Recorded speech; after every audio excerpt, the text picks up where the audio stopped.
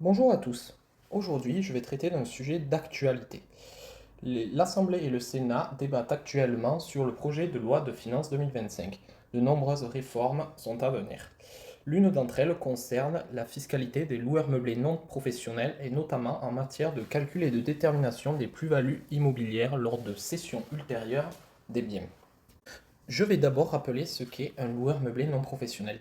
Une location meublée peut être faite sur une courte durée, ou on peut faire une location meublée de tourisme. Elle peut également être faite sur une plus longue durée. Cette notion de durée courte s'apprécie sur une base de 90 jours. Les loueurs meublés non professionnels doivent remplir l'une des conditions suivantes. Soit réaliser des recettes inférieures à 23 000 euros par an, c'est-à-dire on ajoute les loyers et les charges, ou sinon, il faut que les recettes du loueur meublé non professionnel n'excèdent pas les revenus d'activité professionnelle imposables du foyer fiscal, c'est-à-dire les traitements et salaires, les pensions ou d'autres BIC éventuellement. Si ces seuils sont dépassés, on rentrera alors dans le statut des loueurs meublés professionnels, avec un changement de traitement fiscal et également social. Revenons désormais sur le cœur du sujet, et notamment le traitement des plus-values immobilières dans les LMNP. Comment fonctionnait jusqu'à présent le système? Donc les LMNP, pour rappel, on amortissait les biens sur une durée de détention qui était déterminée au préalable. Cet amortissement venait minorer le BIC, le bénéfice industriel et commercial non professionnel imposable, soit il était proche de zéro, voire même il était nul selon les cas. Ainsi, cela permettait de réduire la fiscalité lors de l'exploitation du bien. Lors d'une cession ultérieure du bien, la plus-value immobilière générée par cette cession est imposée à l'impôt sur le revenu à un taux de 19% et à la CSG et à la CRDS, donc aux prélèvements sociaux, pour 17,2%. Mais ce régime des plus-values immobilières bénéficiait d'abattements selon les durées de détention. En effet, si on cédait le bien à moins de 5 ans, il n'y avait pas d'abattement. Par contre, au-delà de 5 ans, on avait des abattements selon les durées de détention.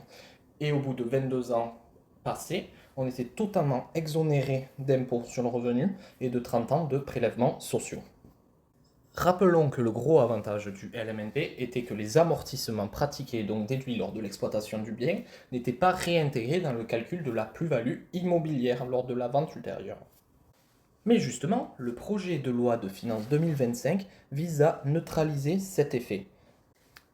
Il propose d'intégrer les amortissements déduits dans le calcul de la plus-value pour les LMNP, comme cela se fait déjà pour les loueurs meublés professionnels. En parallèle, la réforme prévoit de supprimer les abattements pour durée de détention et de les remplacer par la détermination d'une valeur théorique qui serait reconstituée sur la base de l'évolution de l'indice des prix à la consommation hors tabac. Ainsi, les abattements seraient remplacés par une actualisation du prix de la valeur d'acquisition du bien en fonction de l'inflation pour déterminer cette plus-value imposable.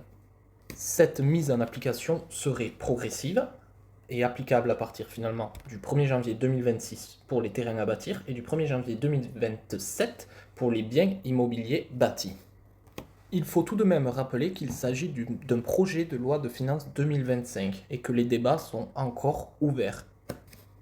Dans tous les cas, les réformes en cours auront un impact significatif sur la fiscalité des LMNP, bien que ce régime reste encore avantageux pour de nombreux investisseurs et qu'il faudra faire une analyse au cas par cas pour organiser au mieux sa stratégie et prendre en compte finalement ces évolutions. Merci à tous pour votre écoute. J'espère que cet épisode vous a éclairé. Et surtout, n'hésitez pas à poser vos questions ou à partager vos retours. À très bientôt.